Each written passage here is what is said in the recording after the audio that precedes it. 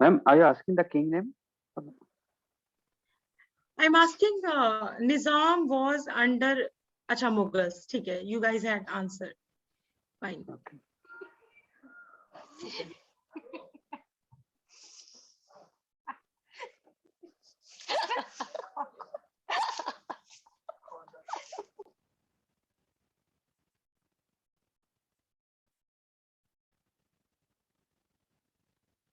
ठीक है,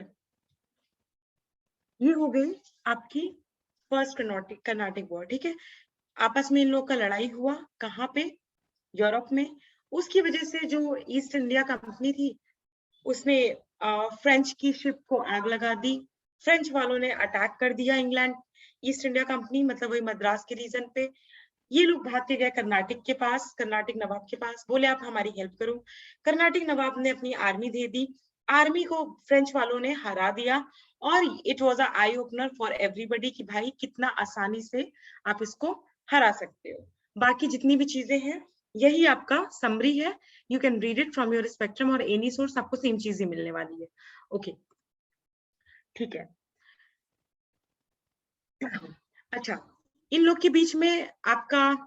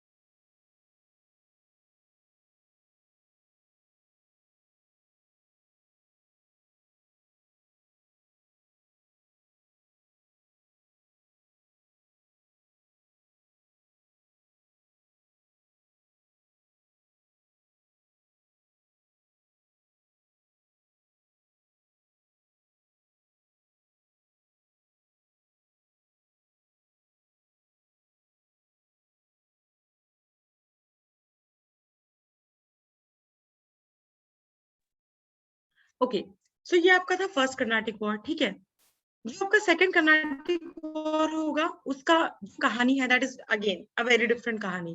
1749 से 1754 तक चलेगा। ओके, इस कर्नाटिक वॉर में क्या होगा देखो। Now in this Carnatic war what is going to happen, you are going to see again same formula, king makers वाला। ठीक है, देखो ये अक्सर ऐसा होता है, you will always notice this kind of thing in life in all the phase. दो आपके इंपॉर्टेंट लोग हैं, फ्रेंच एंड इंग्लैंड। ठीक है, दो एरिया है, हैदराबाद एंड कर्नाटक। ठीक है, आप ऐसे कर लो। ओके, अब आपके यहाँ पे कोई मान लो एक्स कैंडिडेट होगा, यहाँ कोई वाई होगा, कर्नाटक में भी कोई ए होगा कोई बी होगा। इमेजिन करो हैदराबाद में फ्रेंच चाहते हैं कि एक्स रूल करे और इंग्लैंड चाहते हैं वाई रूल करे। इन दोनों आपस में क्यों लड़ेंगे? क्योंकि ये दोनों चाहते हैं कि हैदराबाद में हमारा बंदा राजा बने। Same goes with Karnataka also, Karnataka में दोनों चाहेंगे हमारा बंदा किंग बने। और इसी के चक्कर में इनकी सेकंड कर्नाटक वॉर हो जाएगी, किसके किसके बीच में, फ्रेंच और इंग्लैंड के बीच में। अब वो कौन बंदा था, किसको बनाना था, what was the name of that person, ये सारी चीजें यूपीएससी प्रीलिम्स में भी नहीं पूछते और मेंस में भी नहीं पूछते हैं। ठीक है, सो इन सब चीजों को बहुत ज्यादा मेमोराइज करने की का ट्राई मत करना। सेकंड कर्नाटक वॉर हुई कब थी, 1749 टू 54 के बीच में। ठीक है, क्या कंडीशन थी आप यहाँ पे देख लो। आपका जो हैदराबाद का जो निजाम का पोस्ट था उसके लिए दो बंदे थे जो कंटेस्ट कर रहे थे, मुजफ्फर जंग एंड नासिर जंग। ठीक है, फ्रेंच पीपल चाहते थे कि मुजफ्फर जंग को किंग बनाया जाए, इंग्लिश चाहते थे कि नासिर जंग को बनाया जाए। Now you must be having this question कि हु वाज मुजफ्फर जंग एंड हु वाज नासिर जंग। तो देखो वो फैमिली ट्री में ना जब जाओगे तो वो ब्लड रिलेशन जैसा हो जाएगा। वो उसका सन इन लॉ था, डॉटर इन लॉ का भाई था, हस्बैंड था, इस तरीके से आपको कुछ एग्जाम में फायदा नहीं मिलने वाला है। ठीक है, अब ये दोनों चाहते थे कि ये बने। सेम सिचुएशन हो रही थी आपके कर्नाटक में। ठीक है, ये रहा आपका इंडिया, एक यहाँ पे कौन किंग बनेगा इसकी फाइट हो रही थी, और इस एरिया में कौन किंग बनेगा इसकी फाइट हो रही थी। और ये दोनों कंपनीज अपने बंदे को वहां पे किंग बनाना चाहती थी। And I hope this does not require any explanation. If you will keep your person as a king or queen, of course you are going to get lots of return, fancy return. और आप एक trading company हो, you have to you have to do lots of trading, so you need a person, a king who is just puppet of your hand. तो हर बंदा चाहेगा कि उसकी पसंद से कोई बंदा किंग बने, और यही फाइट आप अभी फ्यूचर में देखोगे। जो सेकंड फाइट थी इसी चीज के लिए थी, ठीक है। ये मैं आपसे शेयर कर दूंगी, आप इसको देख लेना कि चंदा साहिब कौन थे, उनके बेटे कौन थे, ये सारी चीजें कौन थी, and you will understand all these things, ठीक है। ओके, चलो, जो आपकी थर्ड कर्नाटिक वॉर थी, ठीक है, वो कहाँ पे जो लड़ी गई थी, ठीक है। ये एग्जाम में क्या पूछते हैं, they will give you option, match the following, battle of Wandiwash, first Carnatic war, second Carnatic war, third Carnatic war, and you have to match it correctly. यही आपके एग्जाम में पूछा जाता है। इसमें क्या होगा, देखो, वंडीवॉश एक प्लेस है, वहां पे इन लोग की फिर से बैटल हुई, फ्रेंच और आपकी इंग्लिश की। इस बैटल में टाइम देख लो, 1758 to 63। इस बैटल में जो फ्रेंच है उनकी बहुत बुरी तरीके से हार हुई, और इंग्लिश जो है वो जीत गए।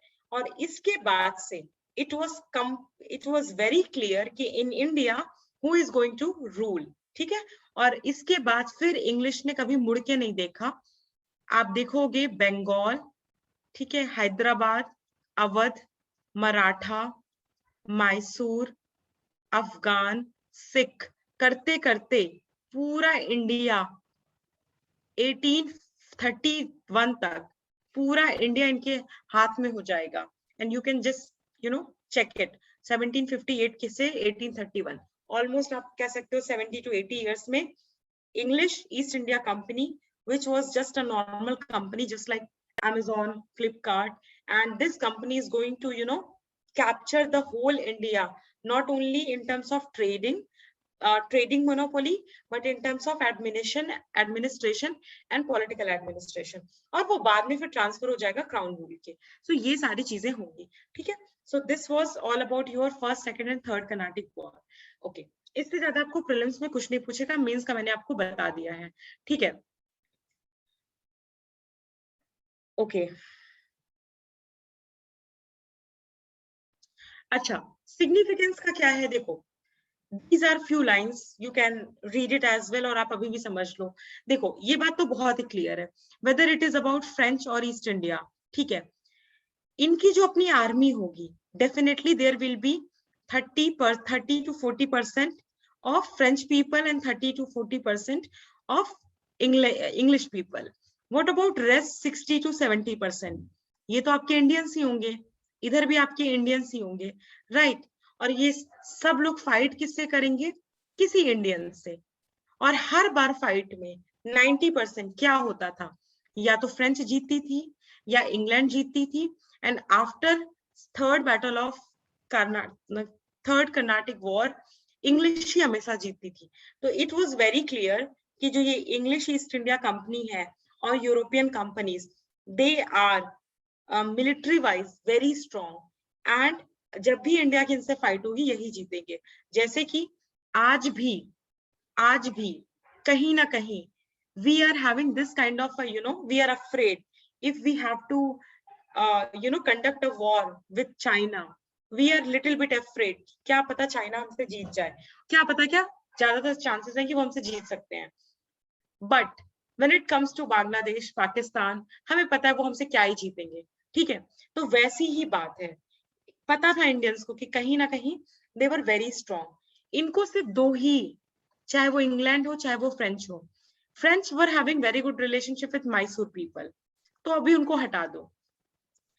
इस इंग्लैंड को, जो ईस्ट इंडिया कंपनी थी, इनको सिर्फ एक ही इंसान रोक सकता था, एक ही पावर, और वो थी मराठा। लेकिन मराठा की हार हो गई थी 1761 में, ठीक है। और आप थर्ड बैटल का टाइम देख लो, 1758 to 63। तो आप देखोगे एक तरफ ईस्ट इंडिया कंपनी का कॉन्फिडेंस राइज कर रहा है और दूसरी तरफ इसके जो कॉम्पिटिटर है, whether French, whether Mysore, whether Maratha, whether Bengal, though they were very strong, whether Afghan और एंग्लो, ये सब एक के बाद एक हारते जाएंगे. So I hope you are able to understand कि क्या हो रहा होगा उस टाइम पे. And of course it was not happening in 1 or 2 days. Okay.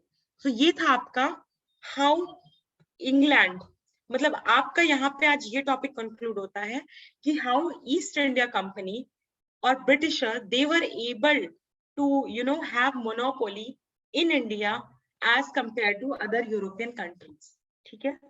तो I hope lots of topic is becoming clear. Number 1, monopoly of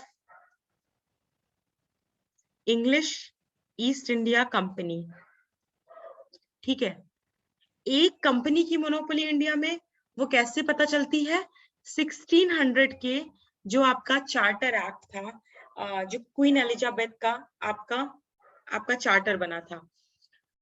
monopoly of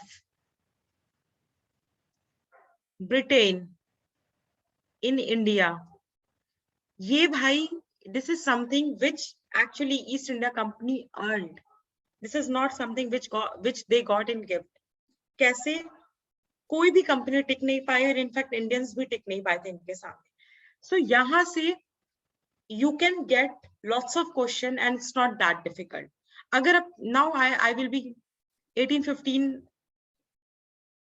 No, Amrita. I'm not talking about that. वो भी बाद में आएगा. 1815 नहीं Amrita, it's 18. देखो charter act जो है आपके 1813 है, 1833 है, 1853 है. ठीक है.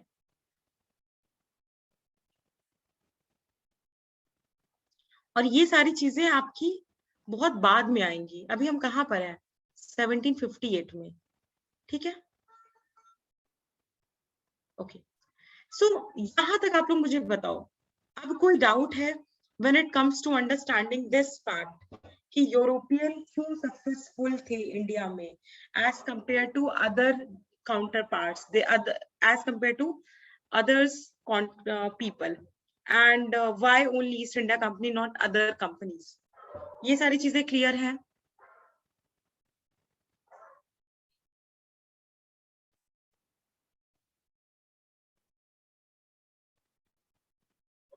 Okay, you can take 1 or 2 minutes. You can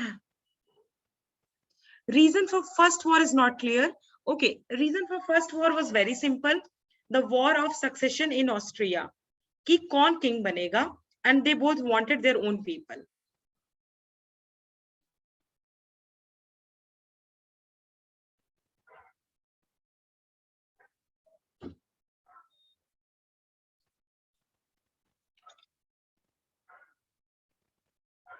okay.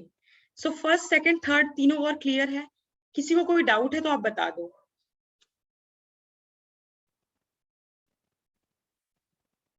You can check the year as well, क्योंकि ये सब एग्जाम में पूछते हैं मैच द फॉलोइंग में. First 1740 to 48, second 1749 to 54, and third 1758 to 63. ये हो जाए, then I will move to the another important topic.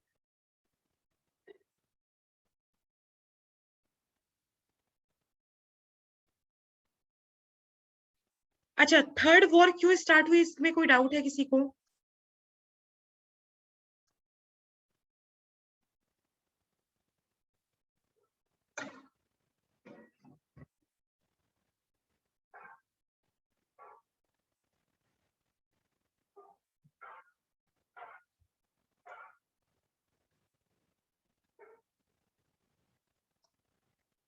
What was the reason of Third Carnatic War? Is this clear to all of you?